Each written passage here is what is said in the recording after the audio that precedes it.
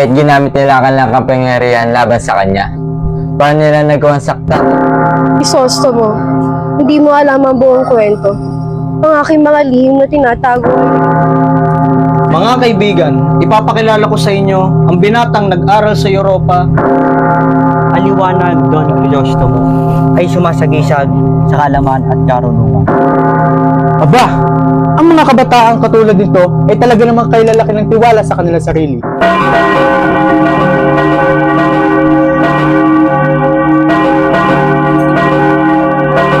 Mangyari po nga ako kayo!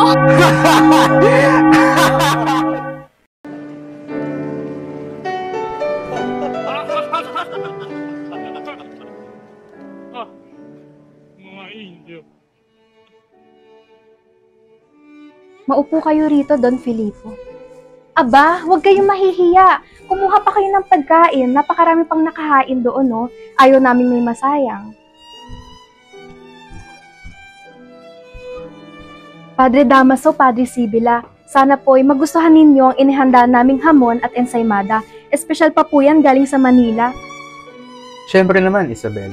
Ngunit, mas magugustuhan ko sana kung mas marami kang inihain na inihaw na manok. Nako, Padre, marami pa pong nakahanda doon. Tatawagin ko lang si Isabel para maihain niya na sa inyo.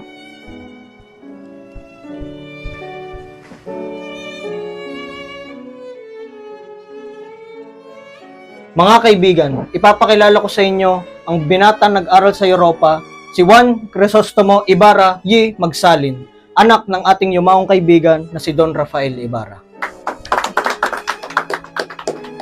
Maraming salamat, Kapitan Tiago. Mga Ginoo at Ginang, isang karangalan na makabalik sa ating bayan. Pagkalipas ng maraming taon. Sa Europa, natutunan ko ang kahalagahan ng kaalaman at pag-unlad. Sana'y magamit ko ang mga ito upang makatulong sa ating bayan. Anak, hindi ba't mas magiti ngayon si Crisostomo Ibarra? Talagang bagay na bagay kayo. Nakakatuwa nga makita kayong muling magkasama. Oo nga, Tia Isabel. Napakasarap sa pakiramdam na makita siyang muli. Aba, ang mga kabataang katulad nito ay talaga namang kailalaki ng tiwala sa kanilang sarili.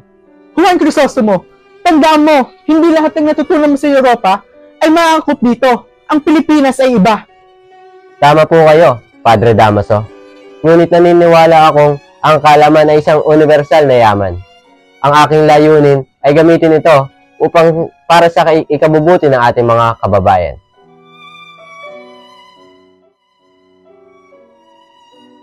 Padre Damaso, hindi makakailan ang edukasyon ay mahalaga para sa pag-unlad. Ibigay natin kay Don Crisostomo ang pagkakataon na patunayan ang kanyang mga layunin. Tignan mo siya, Linares. Akala mo kung sino? Ikaw dapat ang nasa kalagayan niya. Oo nga po, Doña Victorina.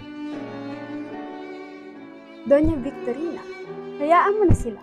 Ang mga kabataan ngayon ay puno ng pangarap, ngunit kulang sa realidad.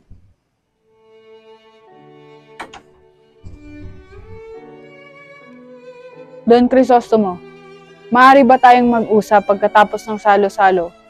Bakit po, Teniente? May problema ba? May kinalaman ito sa iyong ama. Mas mabuting makapag-usap tayo ng masinsinan.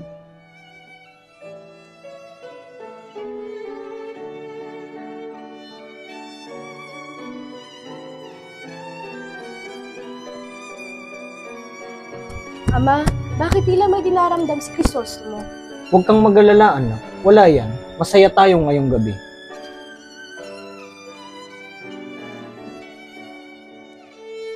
Halina kayo, mga kaibigan. Magdiwang tayo. Ang pagbabalik ni Don Crisostomo ay isang malaking biyaya para sa ating bayan.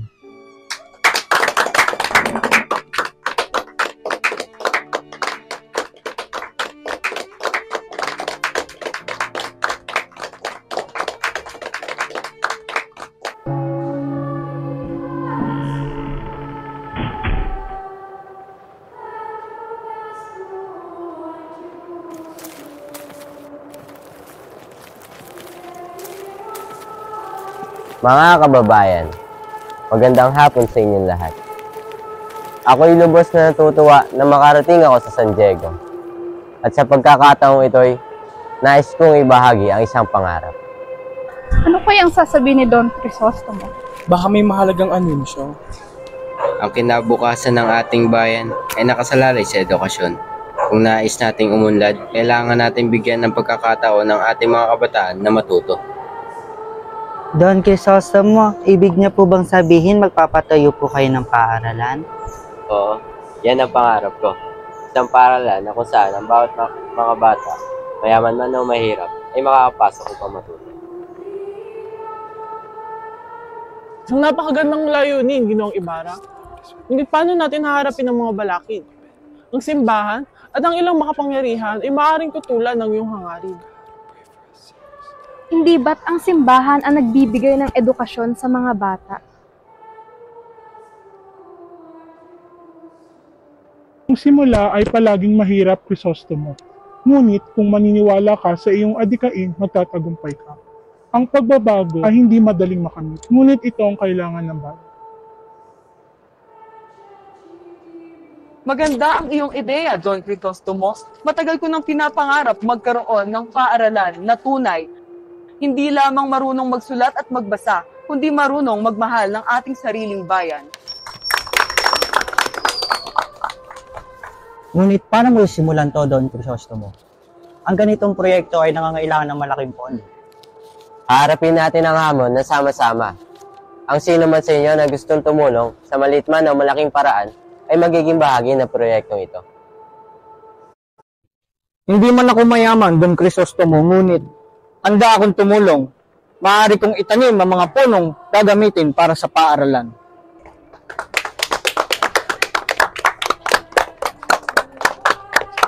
Maaari akong magbigay ng ilang kahoy mula sa amin.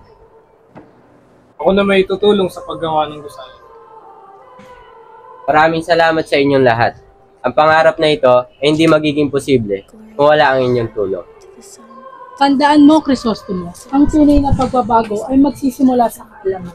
Ang paaralang itatayo mo ay hindi lang para sa ating bayan, kundi para sa ating kinabukasan.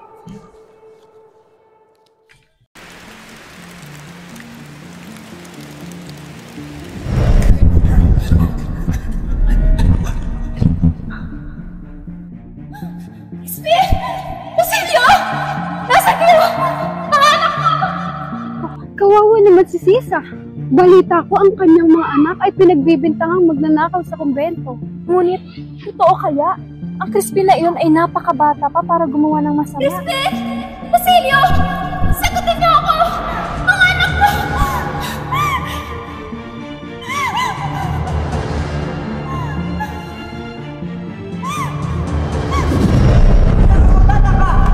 Nasaan mo ako ng pera?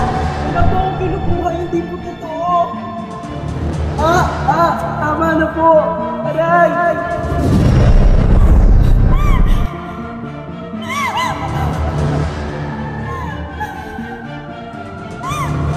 Crispin! Basilio! Sagutin niyo ako! Mga anak ko! Ang babaeng yun. Siya ang ina ng mga batang iyon.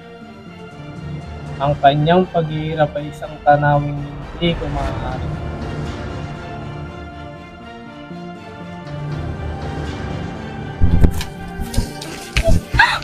Mahinang babae! Umalis ka bago ka namin ulihin!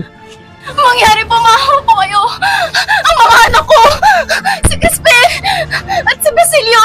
Nasaan po ba sila? Ang Crispin na iyon, ang batang iyon ay isang magnanakaw. Ang kanyang kapatid, ang mga ganoong uri ay hindi karapat-dapat sa awa. Hindi totoo! Hindi sila magnanakaw! Wala silang ginawang masama! Inay, huwag kang lumapit. Papanganib. Padre!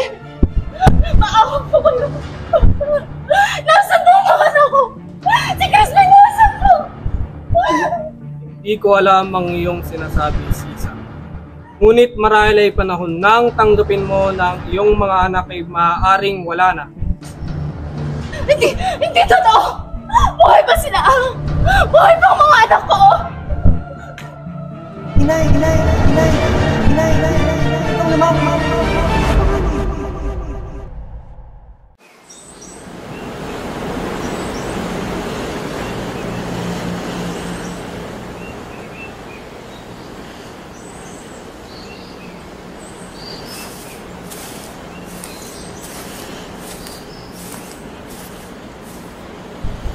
Don Crisostomo, pasensya kung ako ay biglang nagpakita.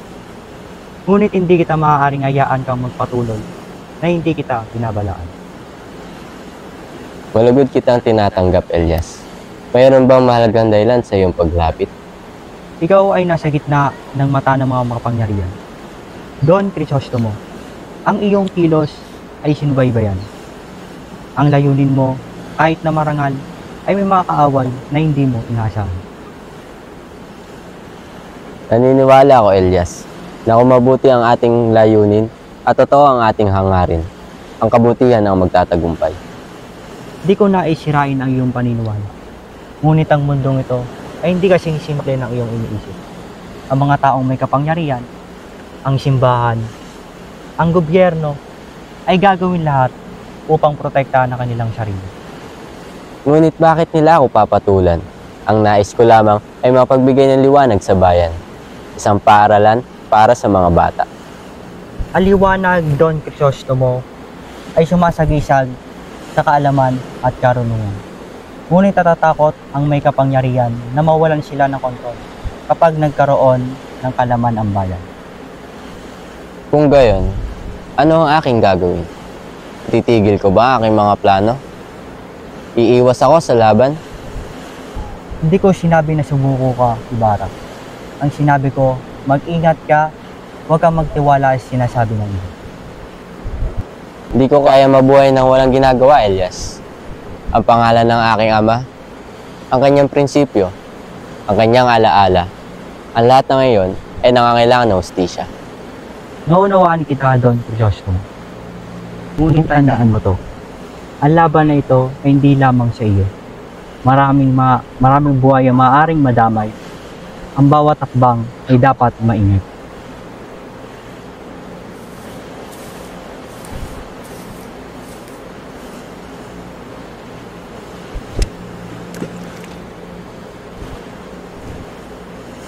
Tumigil ang ilan, ngunit marami na natatakot.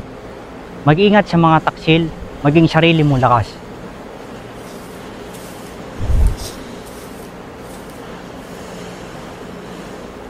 Elias, salamat sa iyong babala. Ang iyong katapatan ay di ko malilimutan. Ngunit manalig ka.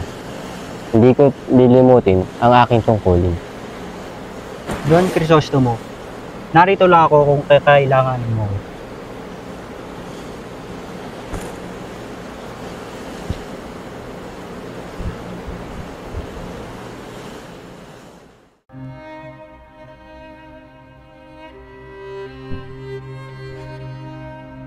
Crisostomo, matagal na akong may nais sabihin sa iyo. Si Don Rafael, ang iyong ama, ay isang tunay na marangal na tao. Alam ko ang kabutihan ng aking ama, Teniente. Ngunit bakit tila lahat ng tao sa bayan ay nagdusa dahil sa kanyang pangalan? Si Don Rafael ay biktima ng sistema.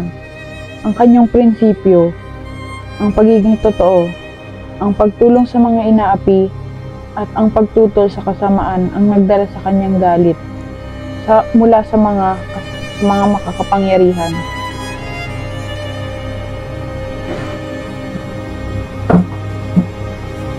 Anong klaseng kasamaan? Sabihin mo sa akin, Teniente, ang buong katotohanan. Nagsimula ito nung may ipinagtanggol ang iyong ama na isang Indio na pinaratangan ng isang erehe. Hindi natuwa ang simbahan, lalo na si Padre Damaso. Sa panahon nila, ang pagiging patas ng iyong ama ay isang katulad ng pag-iinsulto sa mga otoridad. Kaya't ginamit nila ang kanilang kapangyarihan laban sa kanya.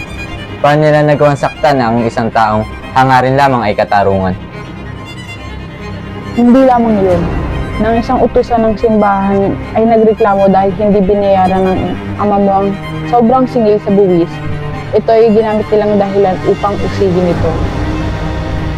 At nang may namatay na isang sutil na lalaki dahil sa kanilang pagtatalo, ay inakasahan nila ang iyong ama sa pagpatay. Isang kasinungalingan, ang aking ama ay hindi marahas. Alam kong hindi totoo ang mga paratang.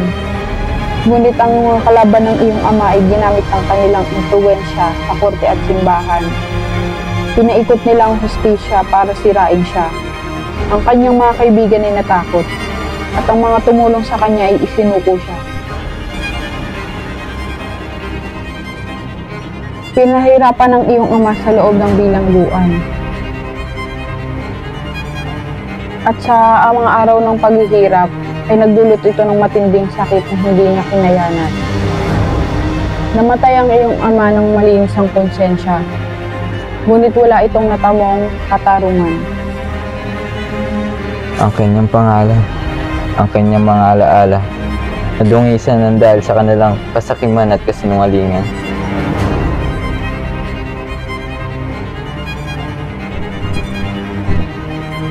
Crisostomo, ang iyong ama ay hindi talunan, isa siyang bayani, ngunit ikaw ang kanyang inaasahan na magpatuloy ng laban. Hindi ko hahayang magpatuloy ang gantong kawalan ng katarungan, Teniente. Panahon na para baguhin ang sistema. Mag-iingat ka, Crisostomo. Ang galit ay nagdudulot ng kapahamakan. Gamitin mo ang iyong talino at lakas. Huwag kang magpapadala sa damdamin. Maraming salamat sa iyong katapatan, Teniente. Ang alaala ng aking ama ay aking magiging sandata, at ang katarungan ay aking layunin.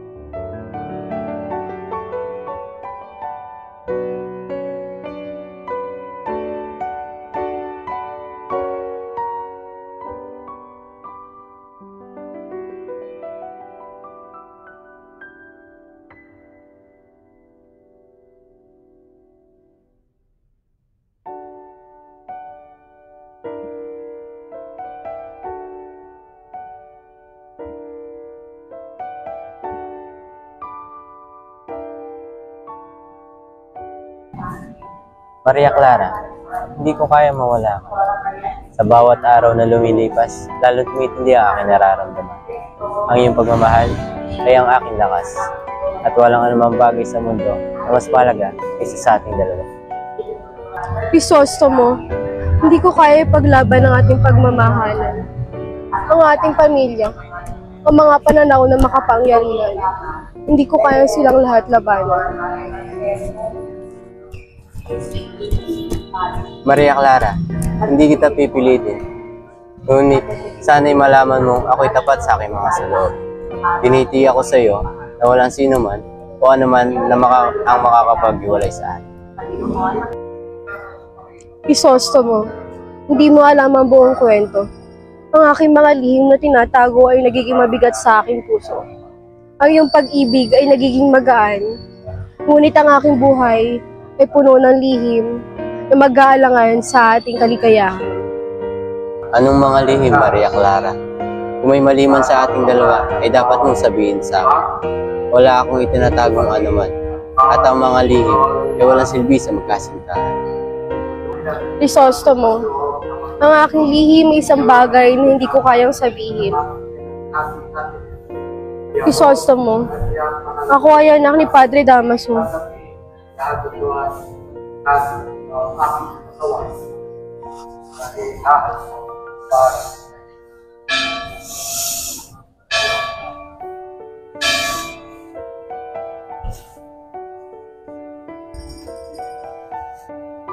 Ikaw? Ang anak ni Padre Damaso? Paano? Hindi ko kayang tanggapin ito, Maria Clara. Bakit di mo sinabi sa akin? Kung alam ko lang, sana tayo abot sa ganito.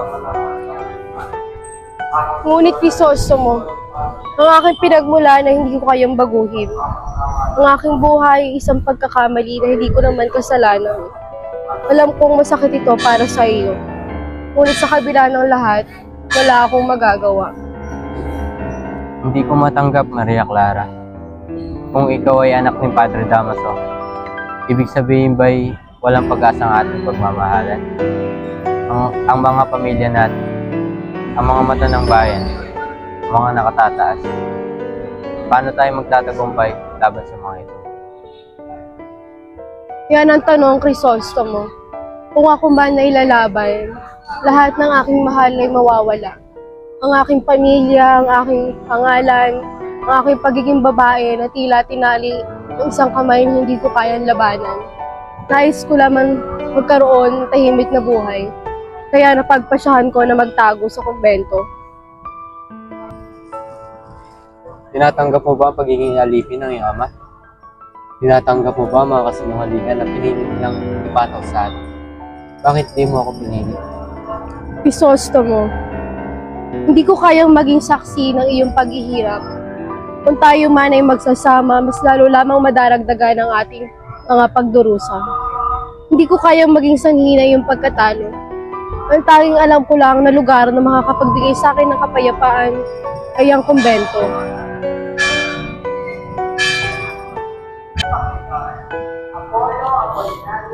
Kung ito ay iyong desisyon, Maria Clara, igagalang ko ito. Ngunit hindi ko matitiis na wala ka. Kung magpapatuloy ka sa landas na ito, maghahanap ako ng ibang paraan upang magtagumpay. Pagpatawad mo ako, hindi ko kayang tanggapin ang iyong desisyon. Patawarin mo ako, Crisostomo. Salamat sa lahat ng pag-ibig.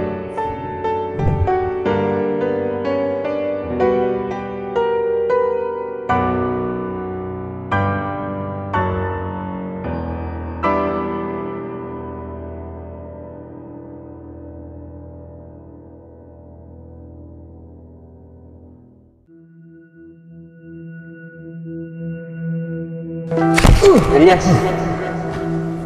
Joshua, ang laban para sa bayan. Di ba tapos? Huwag ka susuko. Ang mga tulad natin ay tinawag na tadhana na magdusa. Ngunit ang sakripisyo na nakalipas ay magbibigay daan para sa pagbabago. Hindi ko malilimutan na yung sakripisyo. Pinapangako sa iyo, Elias. Ang iyong mga huling salta ang magiging gabay ko sa bawat sakbang ko sa Preso Baka. Andito na ang mga sandalo, Ibarra. Umalis ka na. Hindi kita pwedeng iwan dito, Elias. Umalis ka na, Ibarra.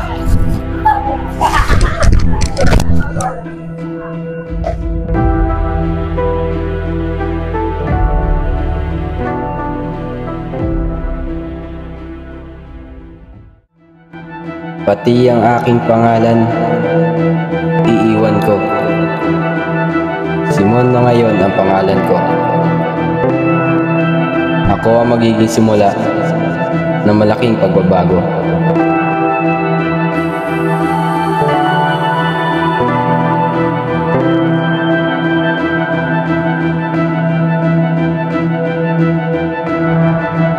Si Simon, ang tao ng lihim at revolusyon. Ngayon, wala na ang pangalan mong mahina. Ang pagbabago'y nagsisimula na. Crisostomo, hindi ko alam kung bakit ito nangyari sa atin. Ang ating pag-ibig, ang ating pagmamahal, ay tila na paglaruan ng mga tao. Ngunit paano ko sisimulan ng aking mundo kung wala ka na? Huwag mo akong kalimutan, Crisostomo. Ang aking pag-ibig ay laging maghihintay sa'yo. Kahit na ang mundo ay magwakas.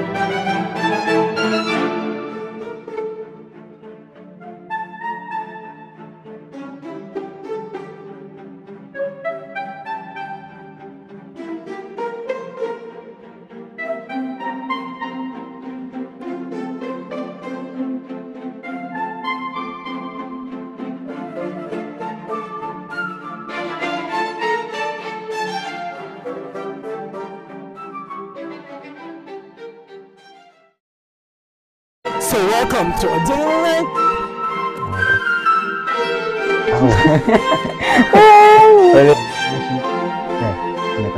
Dito. Atras na lang. Dito? Okay. Kayo na lang yung Tid, ay hindi maaaring... Wala tuloy.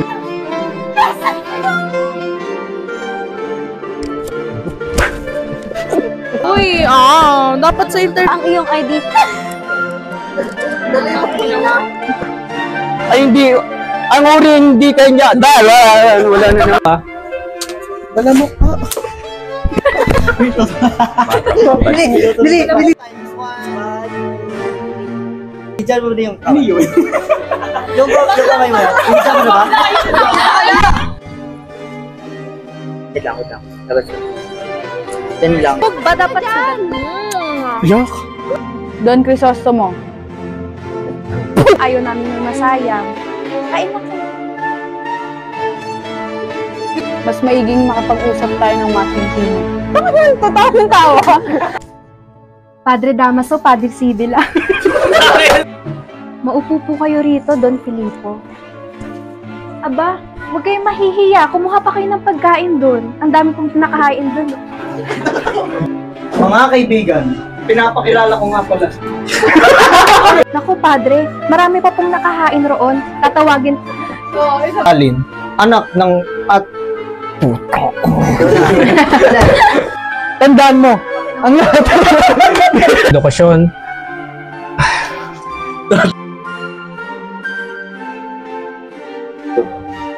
Tingnan mo siya niya. Hoy, hindi pa! Ba't tumigil lang ako doon? Nasa script na. Umalis ka na. Hindi kita pwedeng iwan dito, Elias. Umalis ka na. Ano nga pala yung kasunod nun? Tutulak ka lang. Dito ba ako? Oo. Ay, kala ko siya lang.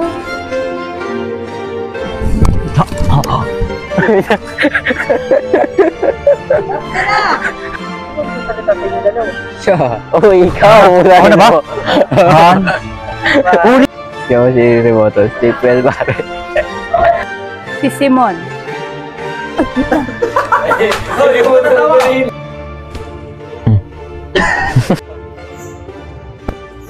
Ay sumasagisag sa kalaman. 1, 2, 3, go! Si Simon. Ang tao. Si Simon. Si Simon.